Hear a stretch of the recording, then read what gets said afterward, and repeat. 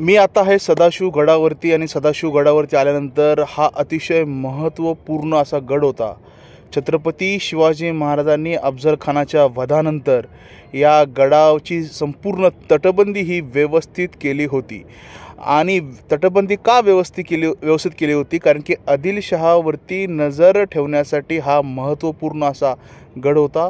या किल्ल्याच्या माध्यमातून आदिलशाहीवरती सहज नजर ठेवता यायची, कारण की जर शत्रू आला, आदिलशाहींनी जर आक्रमण केलं तर ते आक्रमण जे आहे आणि त्याची सूचना या सदाशिव गडावरून आगाशिव गडात दिली जायची। आगाशिव गडावरून वसंतगडला दिली जायची आणि वसंतगडावरून ती सूचना ही ज्या ठिकाणी आपला अजिंक्यतारा गड आहे त्या किल्ल्यावरती दिली जायची।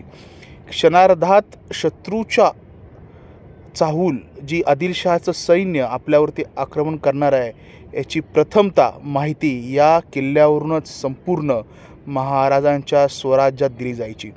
ही माहिती कशी दिली जायची तर या ठिकाणी या किल्ल्यावरती येऊन धूर पेटवले जायचे। दोन प्रकारचे धूर असायचे, हिरवा धूर आणि लाल धूर। साहजिकच हिरवा धूर म्हणजे सैन्य कूच करत आहे, लाल धूर म्हणजे अक्षरशः सैन्य हल्ला करणार आहे। अशा प्रकारचे दोन धूर जसे सिग्नल असतात, हिरवा सिग्नल, लाल सिग्नल, अशा प्रकारे सिग्नल्स दिले जायचे।